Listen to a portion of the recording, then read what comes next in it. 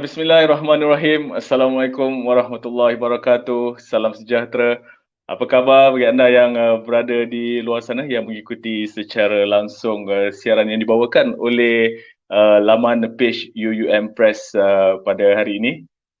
Terima kasih kepada anda yang sudi bersama kami meluangkan masa di tengah hari ini untuk dalam satu sesi yang sangat istimewa pada tengah hari ini, iaitu resensi buku dengan buku bertajuk Putera Raja di Bumi Sintok dengan tetamu yang akan kami bawakan secara langsung khas untuk anda. Jadi seperti yang telah kami hebahkan ataupun telah kami war-warkan sebelum ini, pada hari ini tajuk buku yang akan kita kupas ataupun yang akan kita ulas dengan lebih lanjut adalah Putera Raja di Bumi Sintok. Untuk itu saya dengan hormatnya mempersilakan tetamu kita yang tidak asing lagi, Dr. Muhammad Kasri Saidun selaku pengarah Muzium Pengurusan UUM. Assalamualaikum Doktor. Waalaikumsalam warahmatullahi. Bersama dengan Dr. Muhammad Kasri sebenarnya Profesor Mahdi Dr. Ram Al-Jafri. Assalamualaikum Dr. Ram. Waalaikumsalam warahmatullahi. Bob okey ya? Alhamdulillah. Terima kasih Dr. Assalamualaikum Rabbi Yasin wa la tu'asir tamin bil khair. Tuan-tuan dan puan-puan semua, saya sebelum ni ada menulislah buku-buku sejarah dari berbagai sudut. Tapi pengalaman saya menulis buku biografi Putera Raja di Bumi Sintok ni bersama Datuk Bashawir, Prof. Madya, Dr. Ram, merupakan satu perkara yang sangat menarik bagi saya kerana kadang-kadang saya suka buat kerja macam P. Ramlee.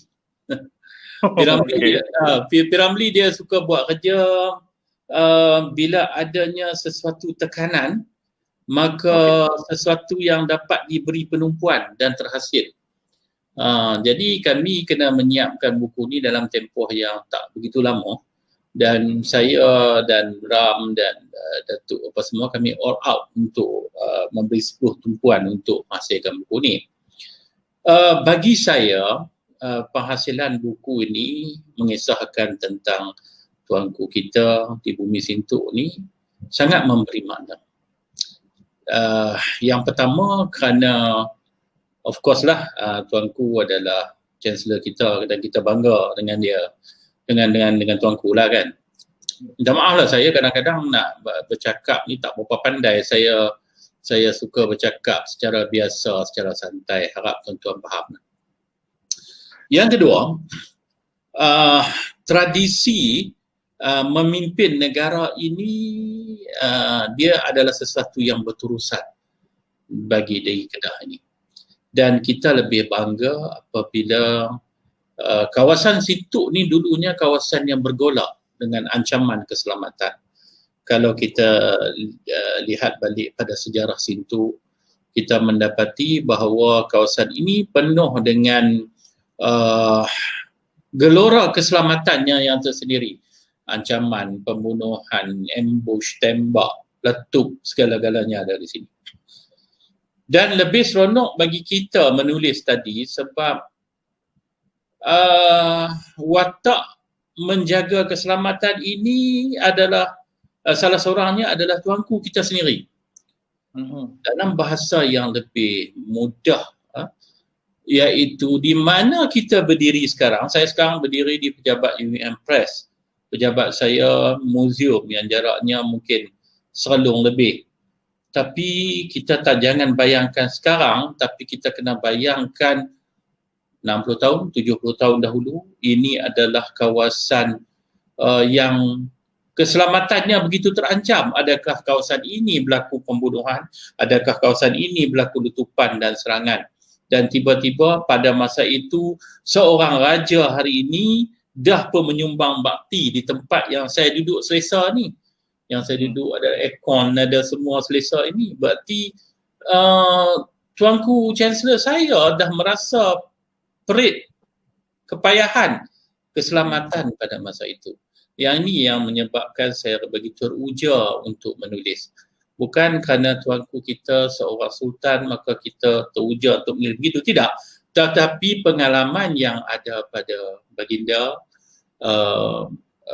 peranan baginda ketika itu, dan baginda masih bersama kita dan ruang bercerita itu ada, ini akan menjadikan sesuatu yang bagi saya menarik lah Bob. Ya, gitu dalam pendapat saya. Okay, jap. Dan untuk Dr. Ram yang bersama dengan kita tadi, mungkin Dr. Ram boleh bagi sikit intro mengenai buku ni ataupun seperti yang Dr. Kasri telah pun cerita tadi, dia lebih kepada melambangkan seorang raja, seorang sultan yang telah pun berada di situ mempertahankan kedaulatan negara pada ketika itu. Dan mungkin Dr. Ram mungkin ada mempunyai pandangan ataupun dari sudut yang lain pula. Buku ni banyak cerita-cerita suka duka perjalanan seorang pahlawan yang kita kata, yang sama juga seperti rakyat biasa yang lain, walaupun tuanku merupakan seorang putera raja. Jadi itu yang menjadi satu motivasi kepada kami, walaupun dalam tempoh 2 bulan kami bermula daripada kosong semula, sebab draft yang pertama tu belum mencapai tahap yang ditetapkan ataupun tahap yang dikendaki oleh pejabat Kebawah Duli Yang Maha Mulia Tuanku.